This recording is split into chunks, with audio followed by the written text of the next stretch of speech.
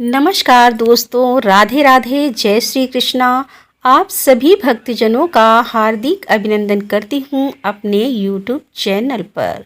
दोस्तों, आज हम सुन रहे हैं माघ मास महात्म्य का 14वां अध्याय। वशिष्ठ जी बोले कि हे राजन, जब भृगु जी अपनी तपस्या में लीन थे तो विद्याधरों का एक दंपति उनके पास पहुंचा। वे बहुत दुखी थे और भृगु जी को अपनी कथा सुनाने आए थे। उन्होंने मुनि को श्रद्धा पूर्वक प्रणाम किया और कहा कि हे मुनि देव, इस दिव्य देह को पाकर भी हम दोनों बहुत दुखी हैं। मेरी भार्या परम सुंदरी और नृत्य एवं संगीत में प्रवीण है। यह वीणा बजाने में दक्ष है। इसके वीणा वादन की महर्षि नारद ने भी प्रशंसा की है। संगीत के ज्ञाता इंद्र भी इससे प्रभावित हैं।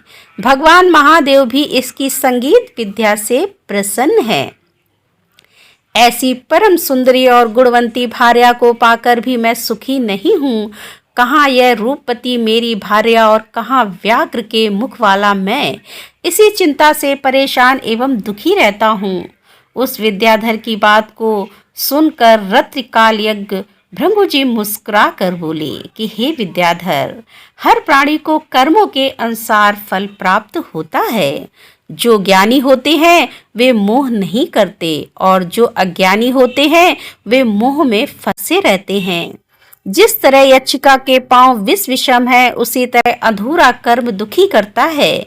पिछले जन्म में तुमने माघ मास की एकादशी का व्रत करके द्वादशी को तेल स्नान किया था। उसी के कारण तेरा मुख व्याघ्र का है। राजा पुरखा ने भी तेरी ही भांति भूल की थी, इसी कारण उसको कुरूप देह प्राप्त हुई थी। राजा अपनी कुरूपता पर बड़ा दुखी था। वह गिरिराज के समीप देव सरोवर पर गया। उसने स्नान किया और तपस्या हेतु कुसा के आसन पर बैठ गया।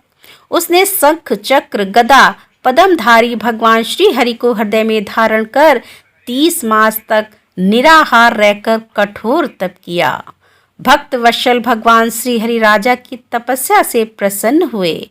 उन्होंने राजा के सम्मुख प्रकट होकर कहा कि हे राजन, मैं तेरी तपस्या से बहुत खुश हुआ। इतना कह भगवान ने स्वयं अपने शंख के जल से राजा का अभिषेक किया, जिससे राजा का शरीर सुंदर हो गया। भृगु जी बोले कि हे विद्याधर, यह सब तेरे पूर्व जन्म का ही फल है। यदि तुम वास्तव में इस रूप को त्यागना चाहते हो तो माघ मास में मणिकूट नदी के जल में जाकर स्नान करो, तब तुम अपने पहले पाप से मुक्त हो सकते हो। इस नदी के तट पर देव मुनि सिद्ध निवास करते हैं। तेरी भाग्य में 5 दिन बाद ही माघ मास प्रारंभ होगा। तू स्नान की विधि ध्यान से श्रवण कर। पौष शुद्धि एकादशी से ही प्राणी को त्रिकाल स्नान निहार रहते हुए पृथ्वी पर शयन करना चाहिए। भोग विलास त्याग कर जितेंद्रिय को माघ शुक्ल एकादशी तक तीनों समय भगवान विष्णु का पूजन करना चाहिए।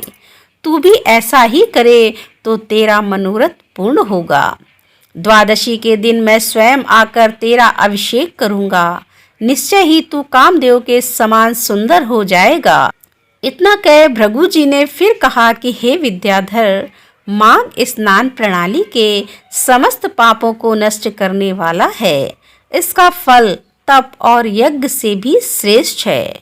पुष्कर, कुरुक्षेत्र, ब्रह्माव्रत, मायापुरी, काशी, प्रयाग, सागर, संगम के 10 वर्ष तक निरंतर स्नान से जो फल प्राप्त होता है, उस प्राणी को माघ मास में केवल 3 दिन के स्नान से ही प्राप्त हो जाता है।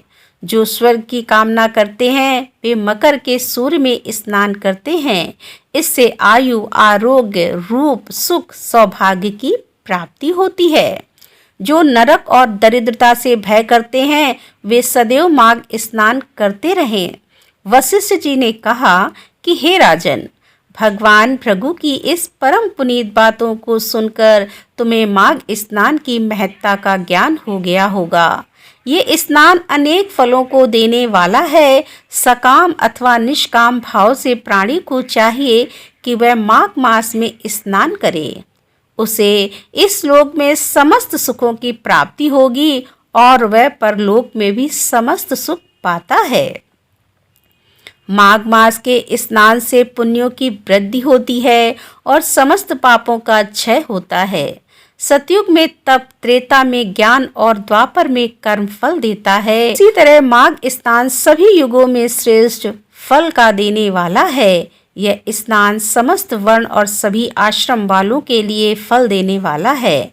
वशिष्ठ जी बोले कि हे राजन, भृगु जी के समझाने पर उन विद्याधर ने अपनी स्त्री के साथ आश्रम के पास झरने में ही विधि पूर्वक माघ स्नान किया। भृगु जी की कृपा से उसे सुंदर देह प्राप्त हुई और उसका दुख दूर हो गया। वह कामदेव के समान सुंदर मुख वाला होकर अपनी पत्नी के साथ विहार करने लगा और तपस्या पूर्ण करके भृगु जी अपने शिष्यों सहित पर्वत से उतरकर अपने आश्रम को चले आए। हे राजन, जो इस परम पुनीत कथा को श्रवण करता है उसके समस्त मनोरथ पूर्ण होते हैं। तो बोलो विष्णु भगवान की जय। तो दोस्तों, यहाँ पर माघ मास महात्म्य का 14 अध्याय का समापन करते हुए इसके आगे का अध्याय लेकर हम आपके सामने फिर उपस्थित होंगे। तब तक के लिए राधे राधे, जय श्री कृष्णा, हर हर महादेव, जय भोलेनाथ की।